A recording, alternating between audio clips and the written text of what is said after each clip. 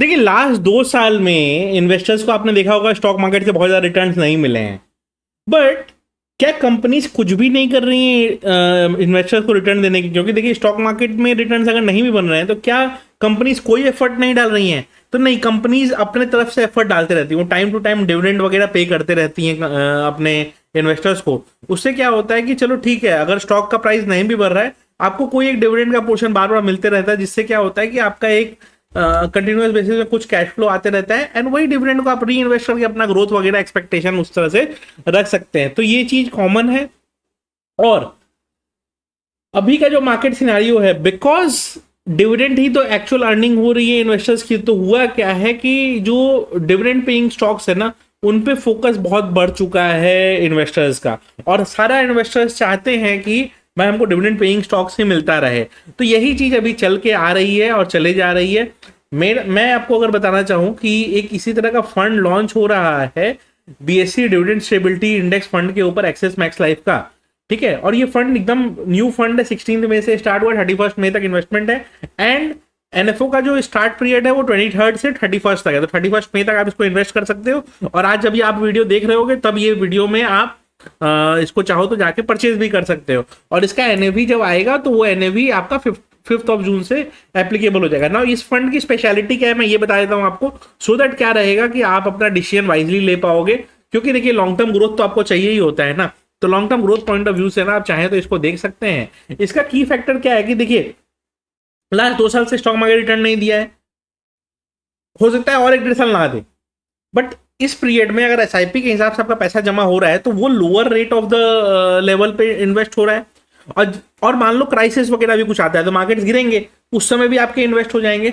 But अगर आपका vision 4 साल 5 साल 10 साल डाउन द लाइन है, तो ये तो आपको मालूम है ना कि 10 साल बाद तो इंडिया शायद ग्रो कर ही जाएगा, 5 साल बाद तो इंडिया ग्रो कर ही जाएगा। तो उस समय क्या होगा कि उस समय यही जो फंड्स आपने आज लोअर लेवल पे इन्वेस्ट कर लिए, उनकी वैल्यू उस समय बढ़ जाएगी, तो आप उस समय उसको होल्ड कर पाओगे अच्छे से, राइट। तो ये एक आपके पास एक अच्छा ऑप्शन रहेगा जहां पे आप इसको चाहो तो एक्सप्लोर करके देख सकते हो। और क्या है ना, इसके बारे में थोड़ा सा यूएसपी आपको बता दूं, ये बेसिकली इसका थॉट प्रोसेस क्या है, लेकिन उसके पहले मैं एक्सिस मैक्स लाइफ के बारे में आपको बता देता हूँ। बेसिकली एक्सिस मैक्स लाइफ ना एक जेवी है मैक्स फाइनेंशियल सर्विसेज और एक्सिस बैंक का, ठीक है। और इसमें क्या है ना कि इन लोगों का एसेट अंडर मैनेजमेंट है 1.75 लाख करोड़, और सॉल्वेंसी रेशियो 201%, जो कि आईआरडीए मैंडेट 150% से अच्छा खासा ऊपर है। और इनका क्लेम सेटलमेंट रेशियो 99.7% है, तो इनका क्लेम सेटलमेंट रेशियो भी बहुत अच्छा है, राइट। अब क्या है कि इसमें इन लोगों ने ना जो फंड का जो थॉट प्रोसेस रखा है, वो थॉट प्रोसेस क्या रखा है, सिंपल रखा है इन्होंने। बीएससी के जो टॉप 100 स्टॉक्स है, मतलब कि top 100 stocks by market capitalization जो जो है, उनको इन्होंने लिया है।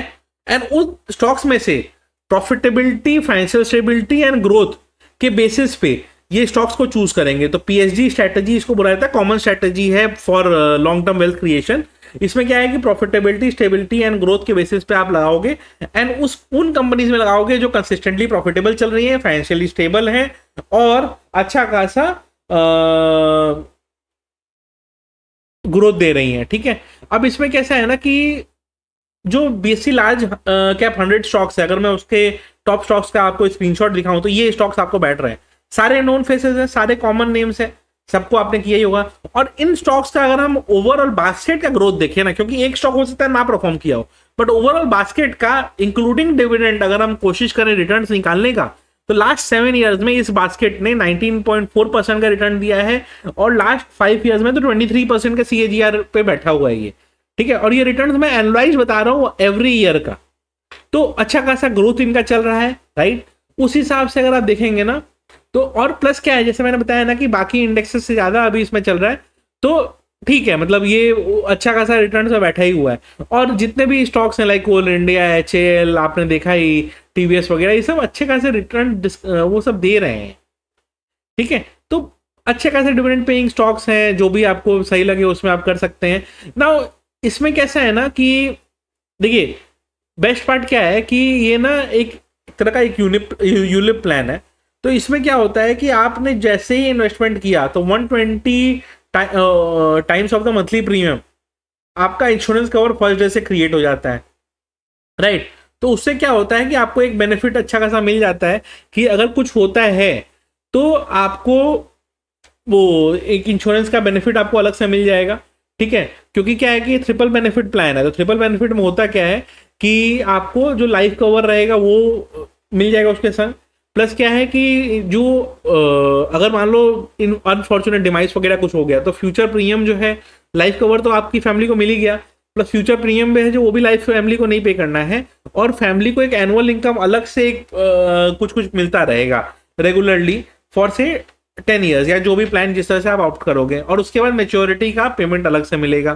तो ट्रिपल बेनिफिट प्लान भी है ये एक तरह का। तो मल्टीपल बेनिफिट्स हैं इसके, इंश्योरेंस का बेनिफिट भी है। अगर आप ओल्ड टैक्स रिजीम में हो तो 83 का टैक्स बेनिफिट है, न्यू टैक्स रिजीम में हो या ओल्ड में हो सेक्शन 1010D का टैक्स बेनिफिट आपको मिलता है। तो बेनिफिट्स इसमें बहुत सारे हैं। लेना कैसे है मैं बता देता हूँ आपको, ठीक है। लेना कैसे है, आपको कुछ नहीं करना है, आपको जाना है जो डिस्क्रिप्शन में जो लिंक दिया हुआ है, देखिए जैसे ही आप डिस्क्रिप्शन वाले लिंक से वो क्लिक करेंगे ना तो आप पहुंचेंगे ये वाले वेब पेज पे, ठीक है। अब ये पॉलिसी बाजार का ही पेज मैं क्यों बता रहा हूँ आपको, बिकॉज क्या है ना, पॉलिसी बाजार एक ट्रस्टेड पार्टनर एक्सेस माई एक्स लाइफ का, तो इनके प्रोडक्ट डिस्ट्रीब्यूशन के लिए एक्सेस ने इनको परमिशन देके रखा है, तो एक्सेस के प्रोडक्ट्स को ये सेल कर सकते हैं ना। अगर आप इस पे व्यू प्लान्स पे जाएंगे तो आप व्यू प्लान्स पे जैसे ही जाते हैं ना तो आपको क्या दिखाई देता है, आपको दिखाई देता है बहुत सारे ऑप्शंस दिखाई देंगे, ठीक है। अब आपसे पूछा क्या जा रहा है, आपसे पूछा जा रहा है कि आपको क्या करना है।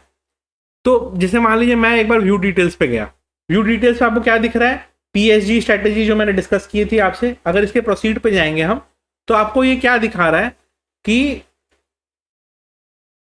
बेस्ड ऑन प्रीवियस रिटर्न्स, अगर आप 15,000 पर मंथ इन्वेस्ट करते हो फॉर 10 ईयर्स एंड 20 ईयर्स बाद विड्रॉ करते हो ना, 15,000 मिनिमम अमाउंट नहीं, मिनिमम अमाउंट 2,000 ही है, आपके ऊपर आप कितना करना चाहते हो। 10 ईयर्स तक पे करते हो, 20 ईयर्स बाद विड्रॉ करते हो, तो क्या होगा कि आपको ना कैपिटल गारंटी जो है वो तो रह ही रही है। एक लाइफ कवर जो मैंने बताया है कि ट्रिपल बेनिफिट प्लान है तो वो मिल जा रहा है, प्लस टैक्स सेविंग मिल रहा है ATC और 1010D में, ठीक है। और 20 ईयर्स बाद ये कॉर्पस अप्रोक्सीमेटली 2.57 करोड़ का हो सकता है, प्रोवाइडेड मार्केट 17.9% के रिटर्न के हिसाब से ग्रो करता रहा जैसे अभी वो कर रहा है। हो सकता है थोड़ा सा कम बेसी हो सकता है, तो बट रिटर्न उसी तरह चेंज जाएंगे, बट ये ऑलमोस्ट इतना रिटर्न तक पहुंच जाएगा मार्केट, राइट। तो ये एक अच्छा तरह का प्लान है जिसको आप देख सकते हो। मैं यही कहूंगा कि इसका लिंक मैं डिस्क्रिप्शन में छोड़ दूंगा।